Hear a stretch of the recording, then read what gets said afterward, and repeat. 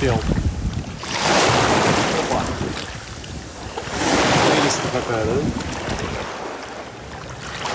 Всем привет! Вы на канале Польза.нет, и здесь только быстрые обзоры и долгие стримы. И сегодня, вопреки всему и несмотря ни на что, вы видите обзор на Vivo X90 Pro Plus. И так же, как в обзоре на Xiaomi 13 Pro, который вы вчера могли посмотреть, вы сейчас можете теоретически угадать, где здесь Vivo X90 Plus Pro и где здесь барабанная дробь Pixel 7.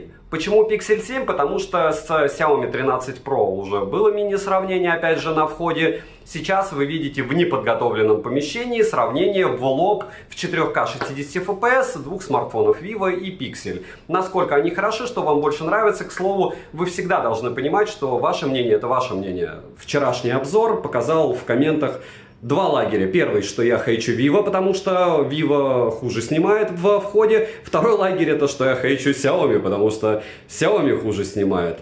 Ну, в общем, в целом, обстоятельства и обстановка одинаковая. Локаций будет несколько. Входы будут, разумеется, на основную камеру, выходы на фронталку. Но не о камерах сегодня речь. Речь сегодня о том, что Vivo сделала практически идеальный смартфон. 1800 нит яркость. Помимо этого, разумеется, 120 Гц. Разумеется, космическая плотность пикселей далеко за 500 нит. Разумеется, направленный микрофон, IP68, защита от влаги. И для этой локации, пожалуй, хватит. Продолжаем. Та же комната, но уже фронтальная камера. И у Vivo это 1080p 60 fps, у Pixel 7 это 4К. И насколько хорошо один или другой смартфон снимает, опять же, я стою на месте, звук тот же, и все то же самое вы сейчас можете видеть. К чему это все? К тому, что фронталка для всех, для Vivo, почему-то обозначена как фронталка, которая может снимать в 4К. Но на данный момент, сегодня, на момент теста, получается, 1 января, с Новым годом вас всех еще раз, я хочу сказать, что 4К нету ни с последними, ни с какими другими обновлениями. Так к чему это все? Как фронталка снимает, вы увидели. Смартфон очень классный и, разумеется, можно играть в Apex Legends без тормозов и параллельно в Твиче все это дело стримить прямо со смартфона, без карты захвата. Тест, скорее всего, уже на лайв-канале, как и тест на 1 час утопления, опять же, если вы напишите в комментах, что это вам интересно. Переходим к следующей локации. И продолжение банкета никто не обещал, что будет легко, правда? Так вот, к чему это все? К тому, что вот сейчас вы видите фронталку у двух смартфонов, не на штативе, и один из них это Vivo, а второй, вы все еще не знаете, какой из них, это, разумеется, Pixel 7. Ощущаете, да, 4К, 1080p, неважно, все равно плохое освещение, во-первых, влияет, а во-вторых, на данном этапе жизненного развития ощущается, что циферки 1080p, 4К, они имеют не особо большое значение. Вот так, если вы захотите себя снимать в лифте, будет такая разница. Но к чему это? Сегодня не сравнение, сегодня обзор. Я топил этот смарт, просто я не особо люблю растягивать все эти штуки на несколько роликов. Вы всегда можете сравнить сразу, что вам больше понравится. А вот на улице уже ощущается прям намного лучше, правда? Сейчас вы увидите, как с этим делом основная камера будет справляться у устройств. Все еще не догадались, где здесь Vivo, где здесь Pixel? Продолжаем банкет.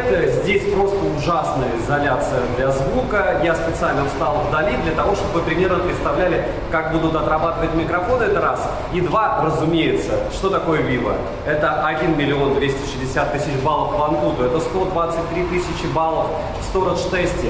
Это просто бомбические возможности в плане игр и автономности, потому что 9 часов с лишним в PC-марке на максимальной яркости экрана, максимальной герцовки, помимо этого с максимальным разрешением, это не просто космос, это бомба какая-то. Такого во флагманах еще не было.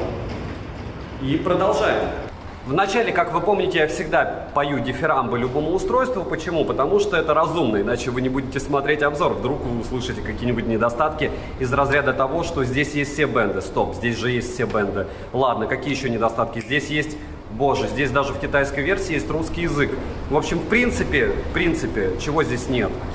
Цены адекватные в Российской Федерации, но это лирика. К чему я все это? К тому, что 100-кратный оптический зум вот на этой штуке, это нереально круто. Это просто... Я первый раз вижу, когда смарт реально со 100-кратным оптическим зумом, цифровым, со 100-кратным зумом работает. А к чему? К тому, что если вы хотите поиграться, там, Луну пофотографировать, это отдельный режим, двухоконный режим, еще что-то, это практически есть во всех флагманах. Но первый раз я сталкиваюсь с тем, что зум, про который я все время говорю, это бесполезная игрушка, здесь можно использовать как не бесполезную игрушку. Во всяком случае, я это могу. Я думаю, вы сможете. Все еще съемка ведется на штативе. Еще одна локация. Ну и последняя локация, это, разумеется, ультраширик. И несмотря на то, что это ультраширик, 4К 60 FPS, вы видите, как, если вы захотите снимать правильно, а правильно это лицо бьет... Точнее, солнце бьет мне в лицо, и вы видите все прекрасно, все, что я не штукатурю, а я никогда ничего не штукатурю. Проще говоря, чем больше вы изъянов видите на лице при съемке на какой-то смартфон, тем лучше. Я не использую фото с рекламы, еще что-то. Вот что вы видите, то видите. Место нереально красивое для того, чтобы рассказывать о смартфоне, поэтому ощущения у вас должны быть исключительно позитивные. Но опять же, для такого вида вам нужен будет вид. А смартфон вид сделать не может. Соответственно, вы еще должны помнить, что насколько бы хорошо вокруг вас все не было, вы еще должны уметь снимать. Да, это один из тех смартов, который я могу сказать, что можно достать из кармана, как и iPhone, фотографировать и делать видео, и будет классно. Но супер классно будет только если вы этому делу обучитесь. Думаю, достаточно для начала. Вот теперь вы видите, где пиксель, где Vivo. Пишем в комментах, угадали вы или нет. Пишем, какой звук вам больше понравился. Спойлер, когда я сравнивал Vivo с Xiaomi, несмотря на то, что у Xiaomi 13 Pro нет направленного микрофона, в комментах людям, ну, в принципе, как и мне, звук понравился больше с Xiaomi. Поэтому на Xiaomi 13 Pro тоже обязательно смотрим обзор. Пишем, нравится ли вам такой подход.